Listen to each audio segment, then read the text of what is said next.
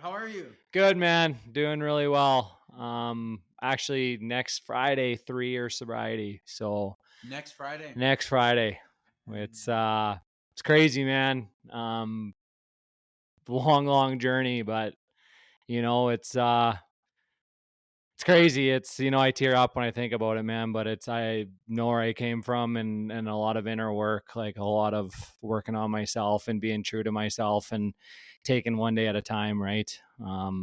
Been through lots, but yeah, I'm thankful every day, man. So, and thank you for having me on here, and props to you for starting this podcast. So, it's good. Mental health. Hey, Thank you. What are you doing for it? what do you mean? For your 3 years? 3 years. Celebrate. So I was going to rent out some ice time since I'm back playing hockey again and stuff, but I've been working for Player Athletics. So they have a golf tournament out in Elkridge next weekend. So I think I'm going to head up there Friday and hang out with the boys and get on the golf course and just enjoy life, And yeah, it's crazy. Every time I think about it, it's nuts. So I'm thankful every day, Cole. It's awesome, man. So Have you been golfing a lot? I tried once, but I made it to 16 holes and I blew out my back. I kind of took some time off, but this weekend I'm going up to a lake. I go up to a lake all the time. The place where I did get sober, and I'm going up there with my brother, my middle brother. So going up there to golf, do some golfing. So we'll test her out. Yeah, golf. It's funny. It's funny. We're just talking about stretching before we got on here, and I just ran 2 marathons back to back without stretching, and then he goes out and he's upset because he blows his back out. I don't know how, like I ask you, like, I don't know if you got to be superhuman or something. Cause every time I talk to you, you either do a big marathon and I ask you, how's your recovery? But you're right back at her at the gym the next day. So how do you do it, man? Like, it is wild. Like, I think it's the coffee. it must be because you have that thing on you. Oh, I'll never forget going for that jog with you. It's kind of like I started to get to know you kind of thing, and we had that great conversation we had, and that was at Mitch's Stretches Bear With Me Running. And we had a great conversation. I remember you had a large double in your left hand, and not one drop on the ground for the full 5K, I think it was. And I just remember looking over, just full conversation. And it was, I knew you were a special. All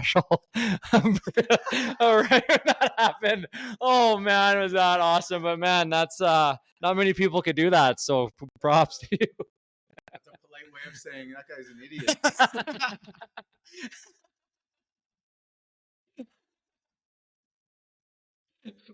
But thank you. So I've been getting all the guests to introduce themselves, but to start out by introducing yourself without talking about what you do. Okay. Who are you without that? Yeah, I love that. I'm DJ McGrath, former hockey player that been through mental health, depression, anxiety, ADHD, and had to move away from home at a young age, and had to move from Kinnersley to Saskatoon, and that was kind of where my mental health started hitting me. Homesickness to social anxiety, and the hockey culture, the sport culture back in the day. I picked up the bottle because I was too scared to speak up. I was too scared to talk to somebody that I was homesick, right? And yeah, I went on a big drug and alcohol addiction for 10 plus years. I played in the WHL in the Western Hockey League out in Everett in Washington, and played college. Had 5 free years of school, man, all because of my hockey and my mental health. It's it was a long journey for me, and I'm thankful to say I'm just about 3 years sober. And on June 6th, 2022, it was life or death for me. I was sick and tired of being sick and tired, and I remember that one conversation in my mom and dad's house, man. Scariest, best day of my life, but that one conversation where I told my parents everything, saved my life, and I've been clean ever since that day. So yeah, man, just taking her day by day and being true to myself and living the sober life. It's obviously, there's a lot of hard days for myself. I still struggle with my depression and everything, but I have tools, and I know I'm not alone because I'm vulnerable now. And for me, hiding it for so long and me thinking I was the only one going through it, especially being a man, right? We didn't really talk about that stuff. And ever since I talked about my feelings and emotions, I got my life back. So yeah, I'm just trying to be an example. I like to tell a lot of my people I talk to about my journey is I try to be the person my younger self, would want to see. I picture myself when I was 10 years old, happy go getting sports kid who had tons of dreams. And this is now I kind of do my thing and talk to that kid. Right. So yeah, it's been a long journey, but man, I'm thankful every day. I know with hockey, it has like a tough culture. Yeah. So what made you decide to like open up to your parents? When back then, I guess it's probably changing a little bit now, but back then, like that's not the tough thing to do. Mm-hmm. And you're right, man. It wasn't. There was no mental health coaches on teams. It was. I play in the Western Hockey League. It's a pretty good league, and it was fend for yourself, man. And here's a good story for you about being vulnerable. I had a really good friend on my team when I was playing in the States, and we hung out all the time. And I had to quit after 2 years with my mental health. We kind of parted ways, and I haven't talked to this individual in a long time, and he ended up finding me on my social medias about me being sober and stuff. And he reached out to me. It's been about 4 months ago, and checking up. He's like, "Hey man, how you doing?" Going back and forth, and he said, "Deej, I need to tell you something." And I was, my heart kind of sunk. I'm like, "What's up, man?" He's like, "Hey, I just wanted to say I was going through the exact same thing that you're going through." And we both had a good cry about it, man, because what happens if one of us would have spoke up, But like you said, that wasn't a thing, especially being a man in the hockey culture. We're tough guys, we got to suck it up. Everybody just sees hockey players on the ice, but no one knows what's going on behind scenes. You know how it is. And that goes back to your question on why and what it was. I was sick and tired of being sick and tired, man. June 6th, suicide. I had her open my room. I was ready, man. I didn't think I could ever get out. I was doing drugs, cocaine for 10 years straight, and I was losing everybody. I was losing myself. I wasn't even myself. But and that night, that's why I believe in the man upstairs, because there's something about that night, man, where tonight's the night where you're going to go tell your mom and dad. And I could tell you that 5-minute drive to my mom and dad's house, I turned around twice. But I said, if I turn around that third time, I wouldn't be going to my parents' house. And yeah, man, it was, like I said, it was the scariest thing, telling my parents absolutely everything and I was gone away from home, right? I was gone away when I was 15 years old. So I don't blame anything on my parents. I was that good at hiding, that good at painting a picture on my face. So yeah, I think it was just me being sick and tired of being sick and tired. And I didn't think there was a way out. So it was basically a do or die for me on that night, man. Do you remember, like, can you pinpoint an exact moment where you kind of had enough? Yeah, of course. I had I'll get right into it. I'm pretty open with my story. June 6th, so my ritual, I used to sell vehicles in Kindersley, and small town. I was the captain of my junior A team, so everybody knows everybody, right? And I was just hiding. I always used to isolate myself, sit at home, get my drugs, do my thing, and I would go to work, grab my stuff, go home, shut my door, lock the door, shut the curtains, and I'd isolate every single night. And that's what I would do. And June 6th, a little bit different. I remember after work, I went and grabbed my stuff, and I remember I had to go do something downtown. And I left my drugs at my house. And I remember going downtown, doing my thing, and come back. And still to this day, I don't know where this bag of cocaine went. And it was about 7 o'clock at night. Kind of just breaks my heart. I remember 7 o'clock at night. It's kind of a little bit dark out, and my neighbors across the street, young kids, look up to me. I was a captain of my team, right? So everyone kind of knows me. And here I am at 7 o'clock at night with my phone light on, running up and down curbs, trying to find this bag. I'm on my phone, screaming at my drug dealer, "Where is it? Where is it?" And Across the street, one of the young kids is like, Deej, are you okay? And when I heard that, man, coming from a kid that looked up to me playing hockey and no one knew what was going on, I broke down. And that was probably the first time in a very long time I cried, out loud. I always used to cry in my room by myself, but like everything just broke down. And I remember I ran in my house, grabbed a rope, stared at this thing, man, crying, everything coming back. My mom and dad, my mom's my best friend. My dad's my best friend. I got 2 older brothers that did everything for me. And I was sick and tired, man. I didn't think I could ever get out. And yeah, it was like a feeling. I still can't sense this feeling. I always think about it, but it was like, tonight, DJ, you're going to go and tell somebody. You're going to admit, you're going to surrender, you're going to ask for help, because if I don't, I wouldn't be here.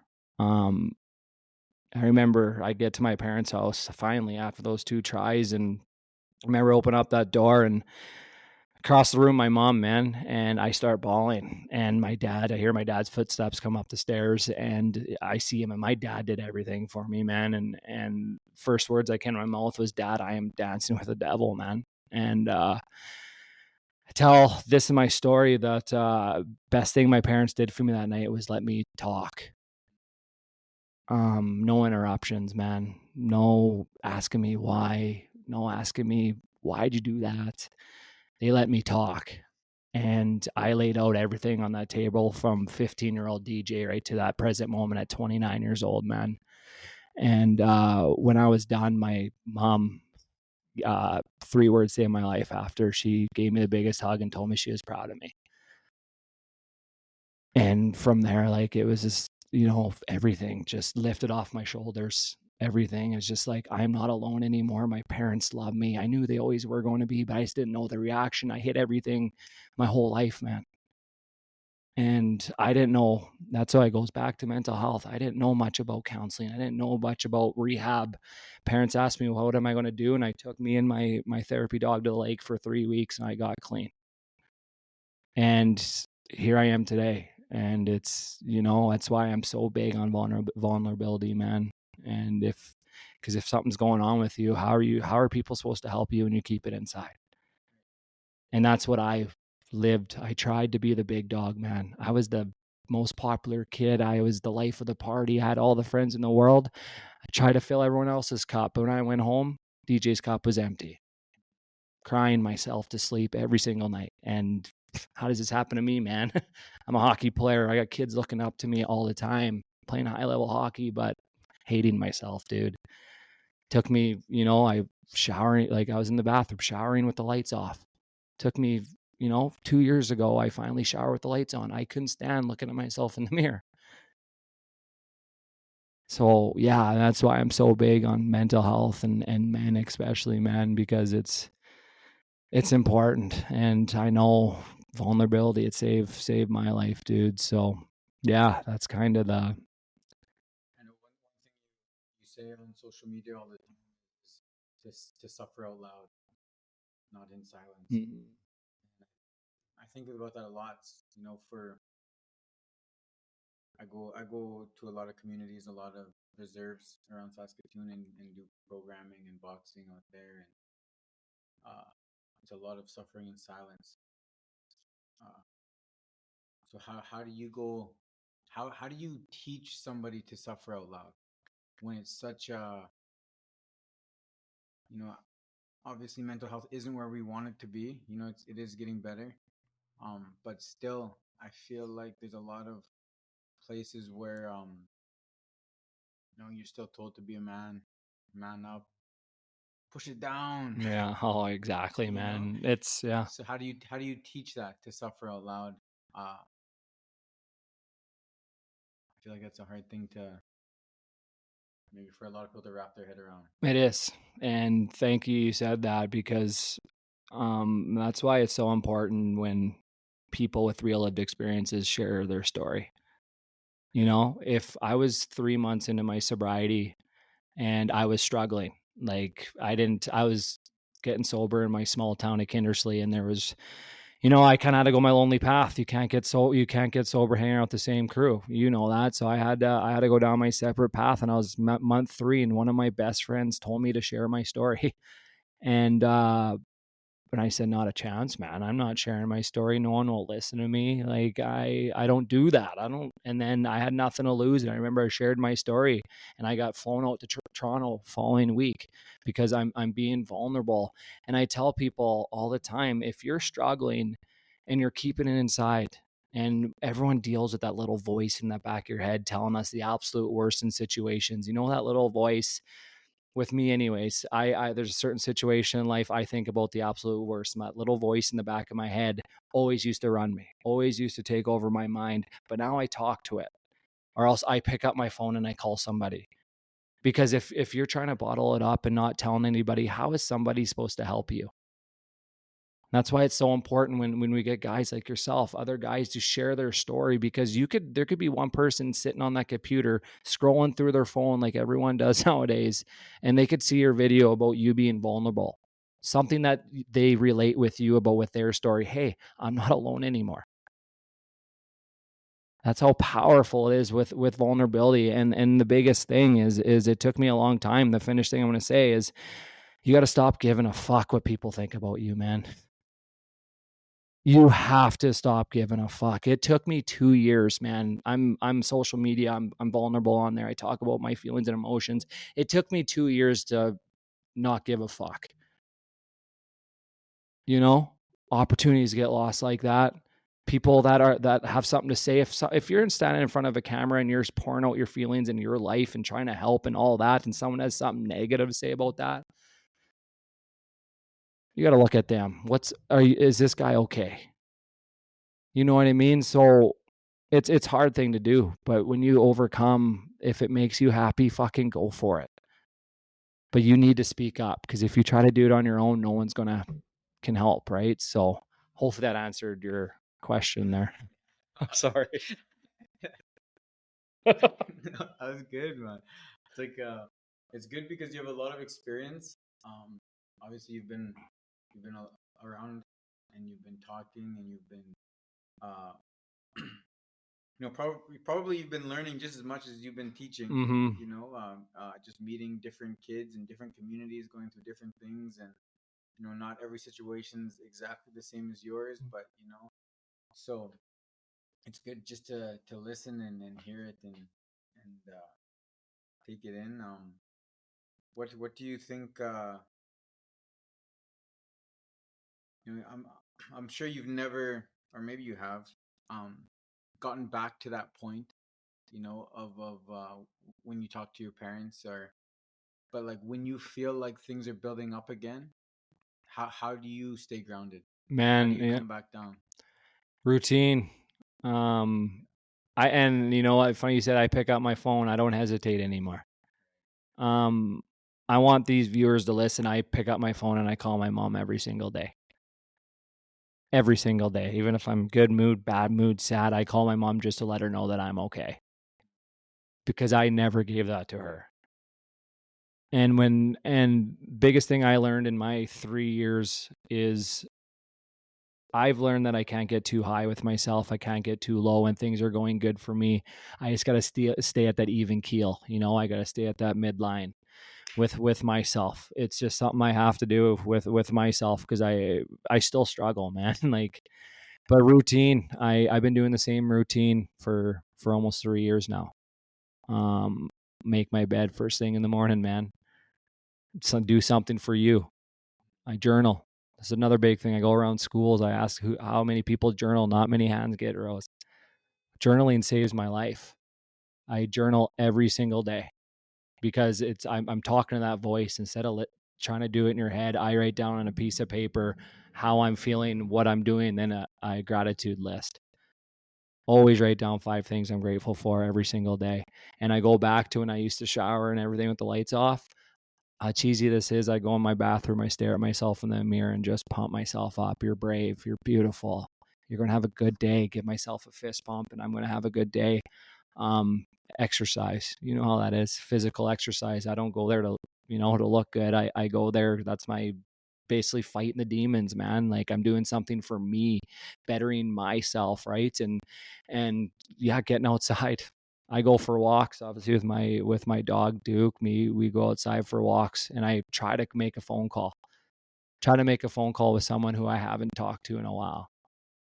Ask them how their day is, because I know how important it is to be vulnerable and check in on your people, right? So, yeah, this is obviously it's an up and down. Like I accept who I am. Like it's not going to be a magic wand. DJ, your depression's gone, your anxiety is gone, everything is going to be okay. No, but I have tools. I pick up my phone and I call. I have a great support team.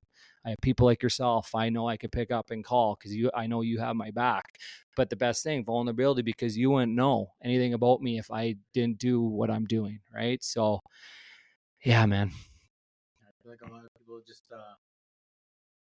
they assume people know what they're going through, Mm-hmm. or that they should know, especially if they're close to them. You know, like maybe your mom or your brother or sister or spouse, like they'll know. Mm-hmm. They never do. Never. What is really wild about that, though, is you see the most outgoing guy, the least guy you'd ever think about out in public. He's always having a smile on his face, always filling up everyone's cup. Those are the people you got to look out for. It's wild, you know? Just go home empty every day. Exactly. And I relate with that big time, man. It's I know for you said working out is one of the things that keep you grounded, and DJ, he was coming out in boxing for a while, just once a week. He'd come out and he puts it out there. He puts it all on the line when he works out. He goes, he comes, he grinds. It's good, coachable. You know what, man? And I told you from the start, that was probably one of the most intimidating things. I've been in a countless number of dressing rooms with hockey, but with myself, I need to be uncomfortable. I need to step out of DJ's comfort zone and I need to do it, and I'm thankful for you, man. You're like, DJ, come down and try it. And it was, it was intimidating, but you made it everything great. And it was definitely a learning curve for me, right? I've never done it before. I thought I knew how to throw a punch, but no, I didn't. But yeah, it's having guys like you. That's why you need the right people in your life to get you out of that comfort zone, to make you better, man. I made friends with guys at your gym, right? And they're all great people. Like it's crazy. Like remember I walked in there, everyone gave me a high five and a handshake, and I didn't even know them after they're going toe to toe in the ring, and I'm like, holy smokes, like this is crazy. Oh, it was wild, but that's little stuff I'll always remember, man. So it was good. You brought a couple guys out too. A couple current hockey players, a couple fighters, and he just messaged. He got into a scrap. Yeah. He just sends me the video right away. Yeah, I got in a scrap. He just sends it. Yeah. But like eye opener for fighters in hockey, like they weren't like, they didn't know how to footwork. That's the hardest thing in boxing. Like we had no idea about that stuff. But it's good because hockey players, I'm the first guy to admit it. We think we got egos, right? Like it's a hockey player thing. But when you step in that boxing thing, your ego is out the window real quick. So it's like it's so humbling, especially with like, because so many of my friends just come in and then they'll hop in the ring with like just like a kid, like a 15, 16, 17-year-old kid, and just get beat up, just get picked apart by a child. And that's the best. Yeah. Oh yeah. Yeah. It's the best. It's awesome and it's crazy. Like how much heart those guys have, but they're having a blast doing it, right? I remember you invited me out to one of the boxing matches that one of your athletes were in, and that was a huge eye opener for me. And thanks to you, you got me in the back, like right in there, right in your guys' dressing room and everything. And that's an eye opener. Total respect to all you boxers out there. So so going back, after you went to Toronto and spoke again, right? So you spoke, and they called you the next week to go out to Toronto? No, I shared my story like in my house for the first time, and then someone heard it. Right. and kind of got me hooked up to a couple connections and flew me out to, it's outside of Toronto in the Muskoka area. So is that when you, after that trip, you decided like I could do something with this? Yeah. To tell you the truth, I met a guy, mental health hockey, Brady Leovold. He has a phenomenal story, kind of the hockey, and he kind of took me under his wing and kind of showed me what he did. And I came back here and I just kept talking on social media. I got TikTok, Facebook, Instagram. And I just shared, and more hockey players, more parents of hockey players are reaching out. Thank you for sharing this, thing. And then I just started speaking to schools. So my hometown school started out. I did everything kind of for free, and kind of the rest is history. I'm a mental health speaker in schools. I've been around Canada now, and got a mental health classic 3-on-3 tournament, a hockey tournament I got in August here with 216 athletes. So with peer mental health speakers coming in, and it's crazy, man. So it's good. I'm trying my best to give back, something I wish I would have had when I was in these kids' shoes, because sometimes, how it is. Sometimes it's hard to have that conversation with mom and dad. It'd be nice to have someone that they could talk to before mom and dad, someone that has been in their shoes, right? Someone who's not linked to their hockey team, right? Someone they could just be comfortable and chat. It's like a big brother thing. And that's what I do. I got a program for athletes and do some one-on-ones with athletes right from the AHL down to U11s and stuff like that. So it's all through experience, man, all through my life. And these kids are enjoying it. So it's good. That the whole Big Brother programming thing. Mm-hmm. Man, I feel like that would be so beneficial in like every sport. Mm-hmm. Just to have somebody who's kind of maybe done with the sport or whatever, and to come back and just like give back for Mm-hmm. you know whether it's somebody who went through something, uh like you did, or somebody who just maybe experienced a Mm-hmm. lot and has something to give back and share. I wonder why they don't do that more often. Yeah, and I think it's important too for these players who out of the game, maybe injuries took them out. And you're right, maybe a past of mental health, but it's important to, there's going to be a day when you're going to be done playing your sport, and it's so hard. Like the biggest thing I come to is there's a lot of athletes. For myself, when I was done hockey, my identity was hockey. It was DJ the hockey player, and when my stuff and I had to quit hockey and all my stuff went down, my identity was gone. I didn't know who I was. So where's the help with, where's the help for these athletes of trying to figure out the real world? You've been playing hockey for so long. And then that's why it's big being a former sport. I think it's very important to get back involved in the sport. I resented hockey. I hung up my last competitive hockey when I was 22 years old, when I was struggling. I'm just giving back on ice all the time this past year. So I haven't been comfortable for those 10 years, and finally I'm back. So if you're struggling away from the game and it's all done, take your experiences and help out someone younger that's in it, right? So, but I agree. I think there's got to be more of it. More guys that have, So what stopped you? What was that resentment? What did you have to figure out to let go? Yeah, it's a deep one, man. Every time I stepped on the ice, I thought I let my family down. They did everything for me, man. Played like everything. Played hockey my whole life, and with me doing what I did, every time I didn't even go to a hockey rink for 5 years. I resented it. I thought I let the game down. I didn't think I felt uncomfortable going to a place that once was my home. How weird that was. And then, slowly getting in. I was patient with it, started getting to be a mental health coach with some hockey teams in Saskatchewan, slowly getting back to the hockey rinks. I have a purpose. As a big thing is me having a purpose going into a hockey rink, being a mental health coach.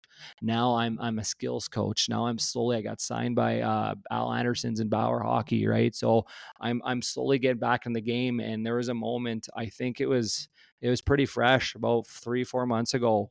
We used to have skates every Friday with my workout crew, and there was a time where I stepped on the ice and I didn't have any negative thoughts. And it was just like another, but it took me a long, long time. a very long time to get back to the sport that I once was my life. So patience. Been like a good feeling. Oh, it was just another, because I knew I had to get back some way. You know, do you feel like maybe like you were lost for a little bit after, and then you found purpose again, and because you found purpose, that allowed you to go back to hockey? 100%. Yeah. 100, you said it bang on, man. That is exactly why I am back. Because like it's still, I'm a guy, like, you know, I was whatever, I was a pretty good hockey player. You know, people knew me as a hockey player, and now I went through that. I felt like I wasn't deserved to be back. Why does DJ, what's he going to bring to the table, right? And that's why, like, speak up, share your story. And then I'm getting opportunities like this. I'm giving back in a way, and like you said, purpose. Because if I didn't do that, and I was just a guy working a job that I probably hated, and I go to watch a hockey game, that's totally different, because I don't have any purpose. But now I get to help these kids through my experiences, which is wild, because I was so scared to tell anybody what was going on, because I was scared what you were going to think of it, what Cole was going to think of me, what my buddies were going to think about me, you know. But that was the best decision I made, was to talk, because I have all the right people in my life now that want DJ to get better, checking in on DJ. How are you doing? It's no better feeling than feeling loved. And I have to give you a bunch of credit too, because like you're really the guy who opened the door on mental health to me. Because before that, we were boxing, we were hanging out, and then you're the one who invited me to come check out some things and come meet some people, and we had some pretty good conversations, and you're like, hey, you should be in these circles, and then you made some introductions for me, and really kind of like made me start thinking about mental health more.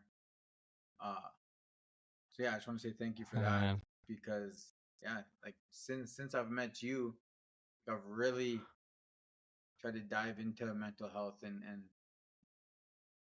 even just like not just mental health, but like just like why people are making the decisions they're making, trying to figure out how I can help people more and be more effective, because I was just like a logic person, and I still kind of am. I still kind of battle with that. It's like, well, the whole, like you said about your parents, like the biggest thing is that they just listened.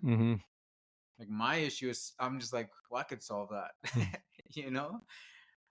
which I like obviously have to stop doing that so much, but but anyways, I just wanted to thank you for that, because you really like changed a lot of the ways I think, um, directly and indirectly from the people you've introduced me to as well. Yeah, man, I appreciate that. It needs an army, man. You know how it is. We need everybody to start talking about that. I remember the first day we met. It was easy, man. Like, those people where you don't know, but it's just something, like, it was just seemed like I knew you were my homie for years. And then what I respected about you is we didn't talk about what we usually talk about, right? Sports, drinking, what the cool people do or whatever. But no, we talked about real life shit. And I respect people like that, right? And I respect people being on my side and believe in me, because some days are still tough, right? For me doing what I'm doing. But I know I have guys like you that have my back, and likewise, man. So this right here, like everything you're doing, man, you became like this in the mental health world too. And I remember we had that meeting about maybe having a mental health something in your boxing gym, man. And you came up to me like, Deej, there's guys coming up to me, because you're an approachable dude. You listen, you know what I mean? And people see you doing what you're doing, man. And it's incredible, but it's hard because you don't know you're doing it, but coming from an outsider, you know what I mean? So, and when people are coming up to you and sharing their stuff, that's what you're telling me, talking about their story at the boxing gym. A normal guy would be like, okay, that's right on, buddy. You know what I mean? Talk to somebody else about it. But no, you want to do something about it. So, and that's a huge step in the mental health world for men and sports. So hats off to you, man. And I think, like I said, we need an army. We need everybody stepping up and ending this fucking stigma of men trying to be the tough guy. We want to be tough. Talk about having those hard conversations. You want to be tough? Call your buddy and tell him that you're struggling if you are. You know what I mean? Because I always chat about this, Cole, and you can correct me if I'm wrong, but when back in the day, let's say there's 4 or 5 females that go together at a girl's house, they're probably getting some treats or whatever, but they're talking about life, their struggles. And then there's 6 of us men. We go to a guy's house. Well, someone's bringing a case of beer, talking about useless stuff until a guy gets blackout drunk, and then the real stuff comes out, but no one remembers, right? So we need to switch that, because there's always somebody that is struggling. Like, a sad stat, man, is 1 every 3 people are dealing with something mental health related. 1 of every 3 people are dealing with something. We never know what's going behind closed doors, man. Never know what's going on behind kitchen tables. That's why, man, the simplest, freest thing you could do is be a good person. I don't know. Do you ever, it's something hard for me. Do you ever go to see a random stranger or whatever and ask them how your day is or whatever? Like, I think that is important stuff, right? Like, just being yourself and making things aware. I go up to strangers all the time. Like, hey man, hopefully you have a great day today. And you just never know, right? So it's important, man, because I work with athletes, tons of athletes. I got buddies in my circle that struggle. I struggle, but it's better getting it off your chest and getting help. It's funny that you say that, because I was talking to, who was I talking to? Anyways, we're talking about like networking, meeting people, just getting out there, like how you would. And I'm just like, just compliment them. Mm-hmm. Like, you can find something to compliment them, whether it's their hat, or maybe they have nice eyes, maybe they're, maybe they are wearing some, maybe they said something that was like, if you compliment somebody, for one, you're gonna make their day. But for 2, they're gonna, people don't remember what you say most of the time. They remember how you made them feel. Exactly. And like if you go and you're asking somebody what they're up to, how's your day, what they're gonna link to DJ is like, this guy cares. This guy cares about me. That guy, I can trust that guy, I think. Simple. Or like, okay, that guy made me feel good. That guy's awesome. Like, oh, why is that guy awesome? I don't know. He just is. And right when you said that, when there always has to be, why did that guy do that? How sad is that? Right. But you're right, man. You just never know. You just never know. That's why it's so powerful to just, yeah, Big Duke. Yeah, it's powerful, man. It changed my life of being myself. I don't have to be someone who I am not anymore. So it's good. Yeah. So when you, because you're talking about, being a people pleaser, always giving. Do you still sometimes, you're busy now. You're a busy guy. You're out. You're helping people. Do you come home with an empty cup now still? Oh yeah, man. Yeah. Did a story on my Instagram last night, actually, just about that exact same thing. I was in Melfort. I played floor hockey and shared my story to 200 kids, 4 to 6s, and I'm trying to be a motivator. I'm trying to, and sharing my story is tough. Like, I tear up every time because it's my life, and it's usually like that in every speaking engagement. And I get home, my cup is empty, and that's where I get outside. I always go outside and go for a nice long walk, listen to a lot of Mel Robbins, listen to podcasts, listen to something, take off my grounding. I always go grounding. But yeah, man, I'm still learning. I'm no angel. I'm just trying to figure myself out still. I learn as I go, and I know I'm not perfect, but I'm just doing the best I can to help that one person. That was my goal from day one since I shared my story. You can't please everybody. You can't save everybody. You just can't. If you could go out there and impact that one person, you've done your job. You're impactful. But yeah, man, there's times where, and especially on social media, giving, there's times where I get burnt out, and but I'm getting better at listening to my body like that. But it's always a go, go, go, go. You know how it is. It's just life, and sometimes you just gotta sit there and be present and take time and listen to your body. So it's important to look after yourself. Like, but yeah, man, it's an important question for sure on that part. What do you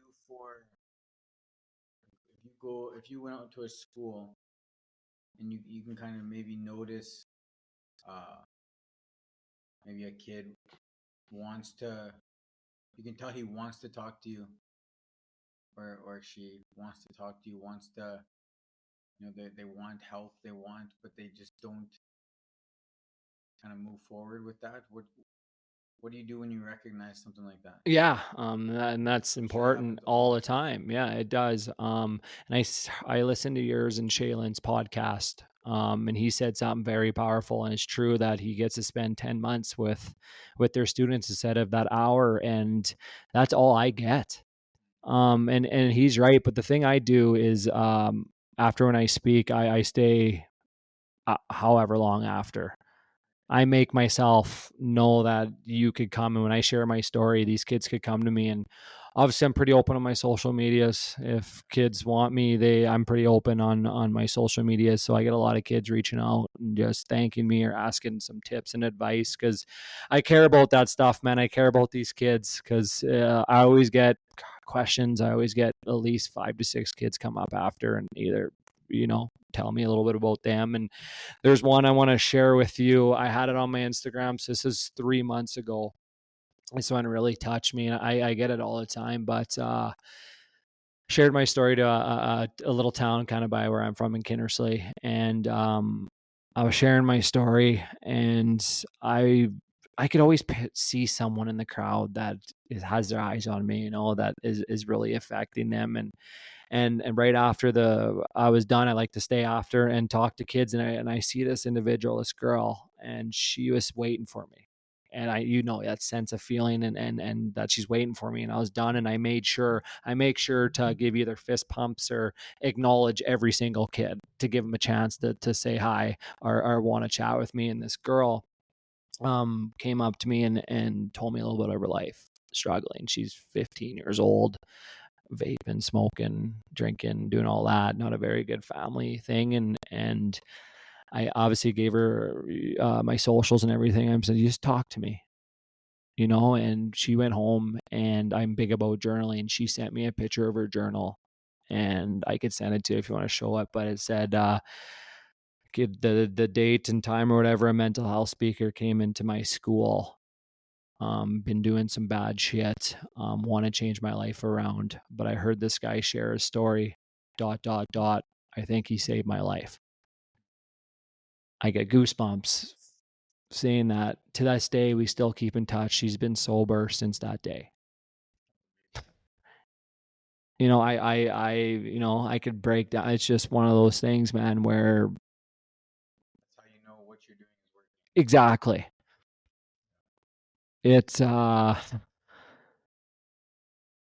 It's wild, man. Like there's a lot of kids struggling out there, dude. A lot of individuals are struggling out there. And if we could just do a little part in helping and being vulnerable and sharing those stories, it could, light bulbs go off, man. That's why I share my story. That's why I be real. I don't do slideshows. When I go there, I don't do slideshows. I don't do any of that. I don't dress. I don't put a suit on. I don't do my hair. I don't do any of that stuff, because I'm one of them. I want them to know that I'm a big brother. I'm no different than them. I play a 2-minute intro video, and then give me the mic, and I share my story. And yeah, it's become my passion. It's helps me, man. Like I didn't do rehab or counseling. It's me being vulnerable and me asking for help when I need it, me helping athletes, me helping students, me helping people with my lived experience. And it's just so powerful, man. So yeah, it's awesome. With everything you're doing with it's a company, but it's also a movement, a lifestyle. You live it, right? You Mm-hmm. live what you're doing. What does that look like for you to? Are you looking to expand it or grow it, or are you looking for the outreach to be more, or do you kind of like how it's going, how you're doing it right now? Yeah, and I'm going to be very, very blunt with you, man. My journey is kind of, I'm paving my own path, man. Um, it's been a lot of work for myself just to get my name out there and doing things. I've been getting opportunities as I'm going on, back in the hockey world, man. Back in that fucking hockey world. So that's light bulbs, dude. So I never know what I'm going to do 5 years from now, but my passion is sharing my story, being able to be face to face with the kids. I want to travel Canada. I want to go to the States. I want to share my story. I want to, be there for these kids. I want to help people. This mental health 3-on-3 tournament, I'm my fourth one, and I'm selling them out 216 kids this year, right? So you never know with that. With what? Oh man, I know. You know what? Yeah, and that's right there. And you help me out. I stress out because it's hard, but in this one I'm doubling it this year, right? I got 2 ice surfaces instead of 1. Instead of 108 kids, I need 216. That's more. I need more sponsors. It's just it's everything. And obviously that little voice, Deej, it's not going to work out. No one's going to come to your tournament. Something's going to happen, but I talked to that voice and I got the right crew. I have the right team that I put together. I have people that believe in it. And we got 172 athletes signed up. Need 216, got 3 months left, got speakers. We got unbelievable sponsorship. We got guest NHLers coming. It's good, and it's crazy how far mental health has come, right? Because my tournament isn't about competition, man. It's kids come and create new friendships and learning mental health from mental health speakers, music playing during the games, professional announcers. I got customized jerseys, swag bags for the kids, but it's just pure fun. And I encourage everybody to come. Like, I want the parents to come and listen to these stories, right? I know I'm going to be speaking to everybody there. There's going to be a lot of people there. I got different businesses coming, and it's just people that believe and people that understand and want to help, because it's all about the kids. So That's that whole it's that Merlis Belcher place. Yeah. Yeah. I seen you're there, your first hockey game, wasn't it? I went to my first one. I seen that. Like my first, okay, not my first one, but probably the first one I was there from the beginning. It's the beginning of the start and peel off after the first, eh? Yeah. But like for that tournament, uh, is that something that like you want to try and double again, and just kind of make this thing? Yeah, I think so, man. You know what? It all started 2 years ago when me and my dog were going for a walk, and I was still living in my hometown in Kinnersley, I wanted to give back some way or another with the kids, and I knew it had to be hockey related. And I remember I'm like, I want to do a 3-on-3 hockey tournament. 3 months later, I sold it out in my hometown with 108 kids. And it was awesome.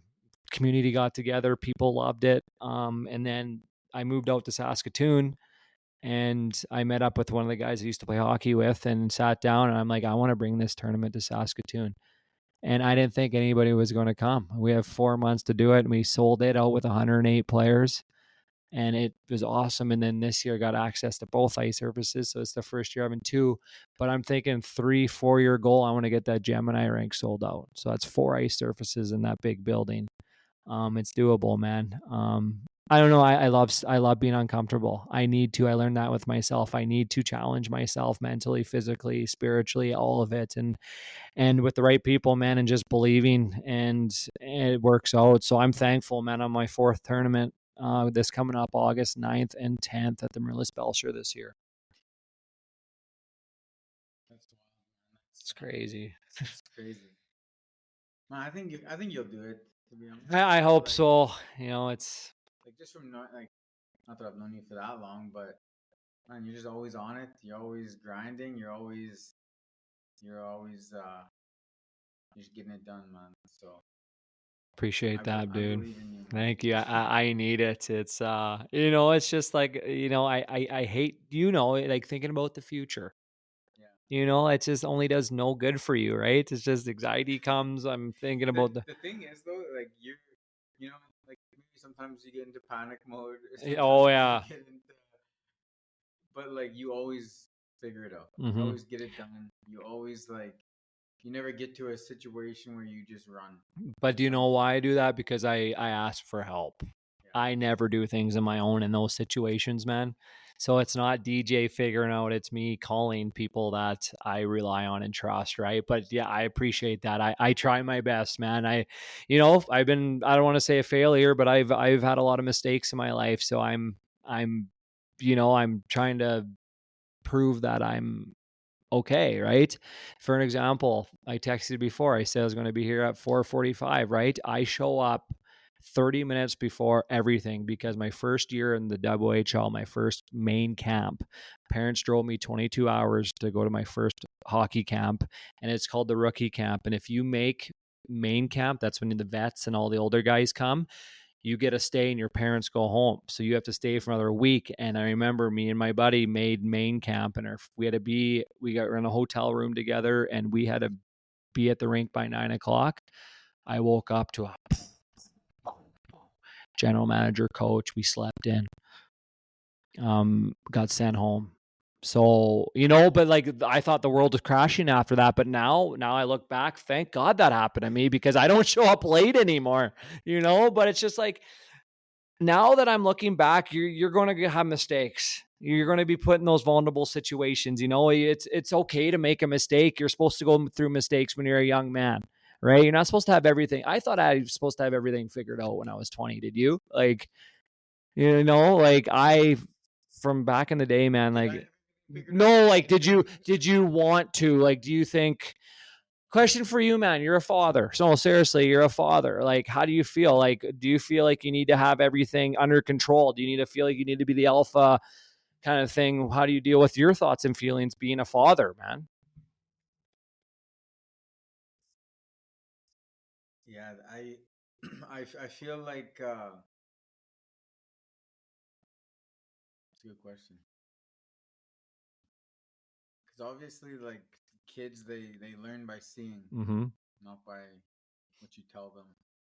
So I just try and like show a good example. You know, like when things aren't going the right way, you know, it's fine to just sit in it, Mm-hmm. feel it, figure it out, and like those feelings are fine. But you don't always have to act on them. Mm-hmm. You know, you don't have to flip a table because you're mad. You don't have to throw something across the room. You know, you can just sit in that and feel it, and then like problem solve. You know, that's like my main thing as a father is I just want to give Royce the ability to like just like essentially like assess data, you know, like get information, analyze it, figure it out, you know, and I remember, sorry for interrupting. I remember you telling me, and I'll never forget, you don't put your kid in daycare, no. because I'll never forget you said, I want to raise my own kid. That's something that just like, holy, like from the outside's like, yes, that was powerful, man. Something I'll never forget. Like, is that how you were raised, or was it, I met your dad, beauty. Um shout out Papa. But you know, like, how is that something you like, what was that mentality? How'd you get to that point? I wasn't raised like that Yeah. because I was raised by like, my mom, but she also worked like two jobs. Mm-hmm. So she was never home. She was always working. So we had lots of babysitters and Mm-hmm. stuff. But like fast forward, we became friends with some pretty good people who have built some cool companies who are, you know, like not retired, but you know they have control of their time, Mm-hmm. and they're able to raise their kids. And I just got to see the what happens when you get to put your values into your kids. And someone else's values aren't going into your kids. Not that other people's values suck, but it's like you want your values going into your kids, or I do. Mm-hmm. And the beginning stages is when they're like that hardwire is happening in their brain. It's like the stuff that's harder to change out when you're older. Mm-hmm. The whether that's like trauma, whether that's anxiety, like all these things that happen and they're downloaded when you're a kid. Mm-hmm.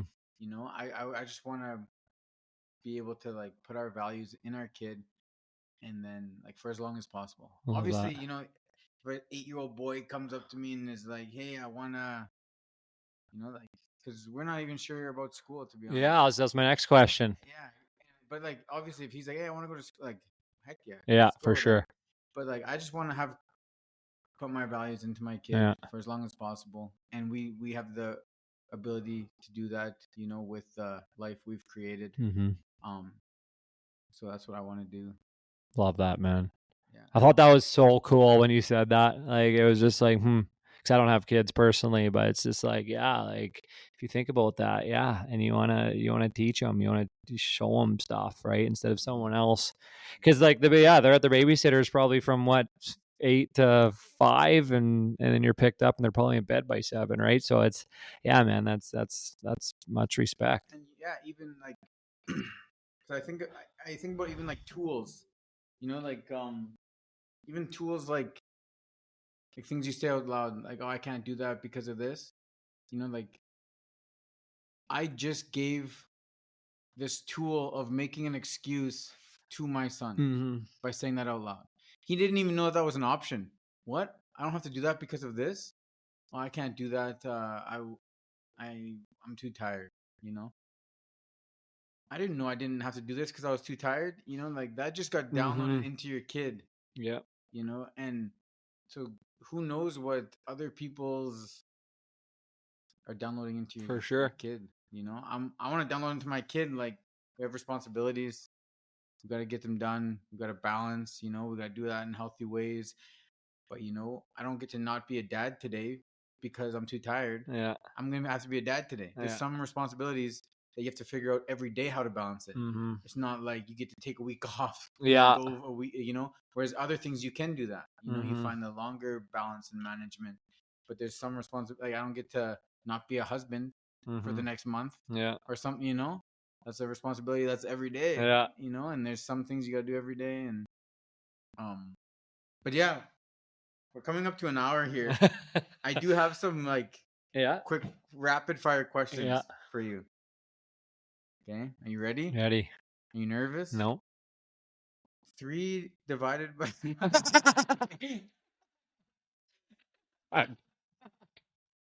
7. Okay. Favorite hockey memory?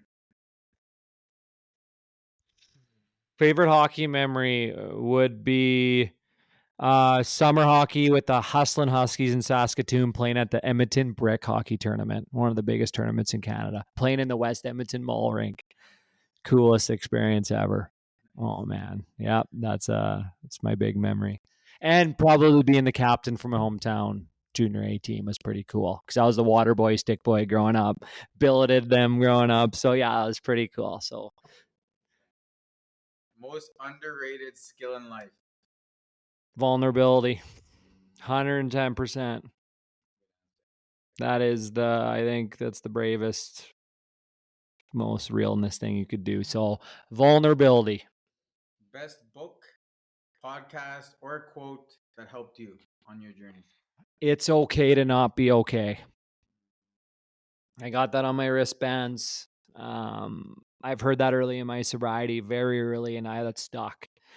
And it's okay to be sad. It's okay to be mad. It's okay to have a bad day. It's okay to be frustrated, but talk about it. It's okay. Our feelings and emotions are temporary, right? Sit with them, face them instead of hiding it and using substances to freeze that, right? So it's okay to not be okay has been a big one for me, a big quote. All right, last one. One word to describe your mindset today. thankful to be here, man. Thankful to be here. That's good. Good answers. Thanks, bro. Cheers, man. Well, I think we'll call that. We'll wrap that up. But thanks for coming, man. You're a good friend. I'm glad we met. I feel like I learned a lot from you. You know, we every time we see each other, it's good energy. Mhm. It's always good energy.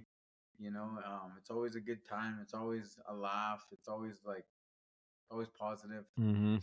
You know, and I feel like we're gonna be friends for a couple years. I think a couple more. We'll see. I'll have to check my contract up. See how it goes. No, hey man, honestly, hats off to you in doing this, dude. I was telling you before, like it takes a lot for a guy to walk the walk and start conversations like this, especially in men. So huge respect to you, and hopefully this goes off for you because it's needed, and hopefully a lot of viewers and listeners. But hey, man, I'm proud of you. From a brother to a brother, I'm proud of you, man. Very proud. So thank you for having me on, dude. Awesome. And we'll do it again. Fucking rights, we will, baby. Let's go.